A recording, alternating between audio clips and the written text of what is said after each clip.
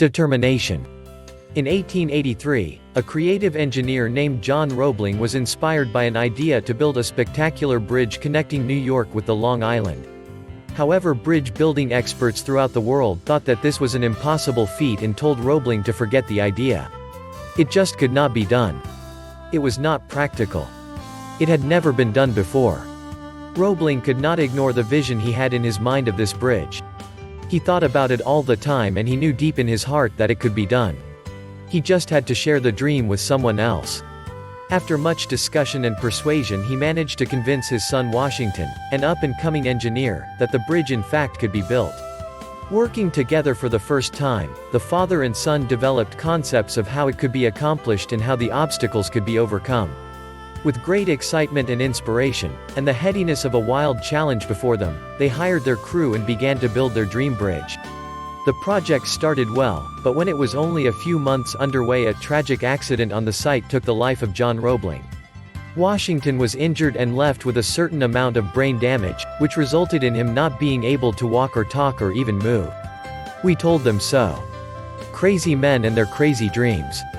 It's foolish to chase wild visions. Everyone had a negative comment to make and felt that the project should be scrapped since the Roeblings were the only ones who knew how the bridge could be built. In spite of his handicap, Washington was never discouraged and still had a burning desire to complete the bridge, and his mind was still as sharp as ever. He tried to inspire and pass on his enthusiasm to some of his friends, but they were too daunted by the task. As he lay on his bed in his hospital room, with the sunlight streaming through the windows, a gentle breeze blew the flimsy white curtains apart and he was able to see the sky and the tops of the trees outside for just a moment. It seemed that there was a message for him not to give up. Suddenly an idea hit him. All he could do was move one finger, and he decided to make the best use of it.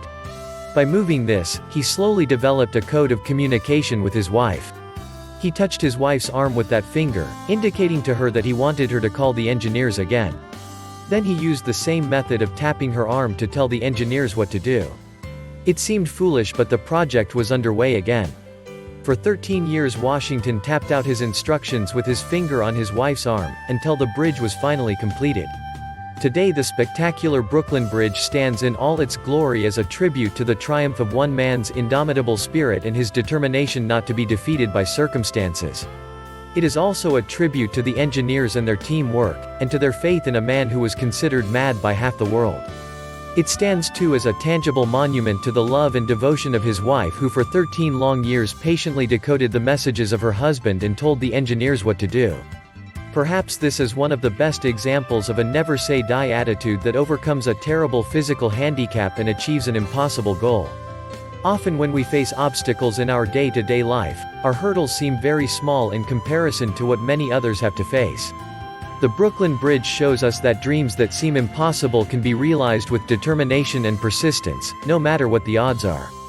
Even the most distant dream can be realized with determination and persistence. Subscribe my YouTube channel. Share and like.